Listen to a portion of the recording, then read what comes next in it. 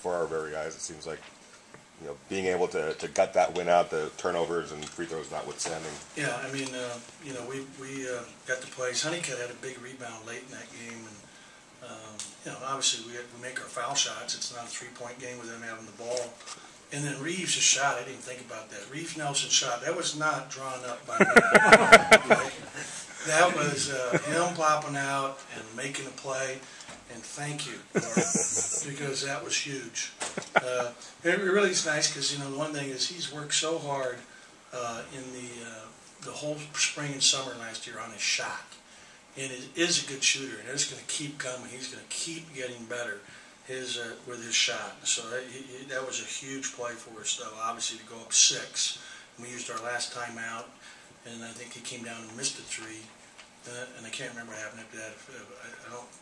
Actually, Josh got fouled and made 1 or 2 when we were up 7 and winded it out. Coach, I'd like you to talk about how much of a confidence builder this is for you and your team after beating St. John's, who not only beat, but actually handled Duke very, very well. Yeah, the one thing about college basketball, Jim, is anybody can beat anybody on a given day. And you see that time and time again. Washington State beats Washington last Sunday, and they turn around and lose by 26 at Oregon. There's so many games where you look at, and this is it's a tough game. It's a grueling game to come across the country. It's harder going west to east and east to west.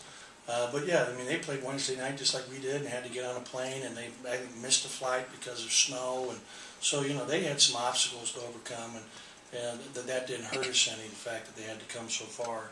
But it gives us a lot of confidence. I think we've won 13 of our last 16 now, and we've got. I thought, for example, that Tyler Lamb's 2 threes today were huge for us.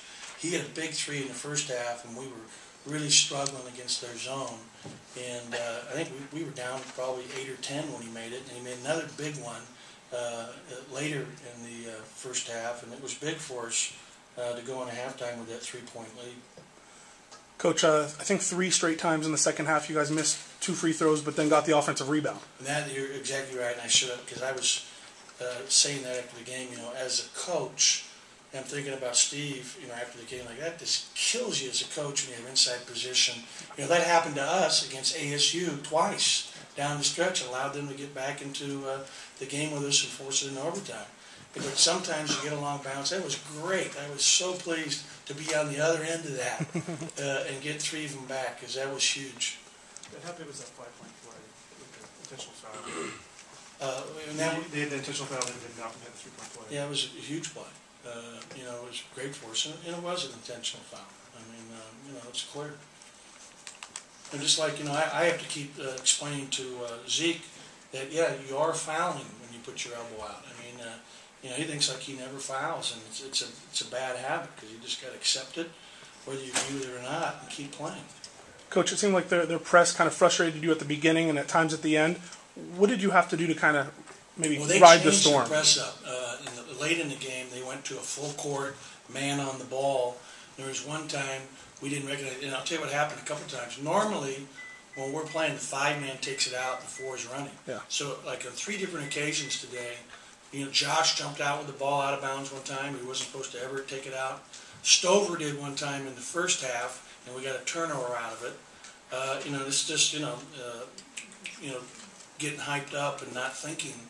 And I think there was one other time that we did that, and I can't remember who it was, but I'm just pleased with the win, and because it's early in the day now, and we're going to give them off Sunday and Monday from practice. They'll just lift on Monday and try to get our legs back. We haven't had 2 days in a row off physically since Christmas, and I'm hoping that that'll be a good thing for the guys, especially some of the guys that are pounding playing so many minutes.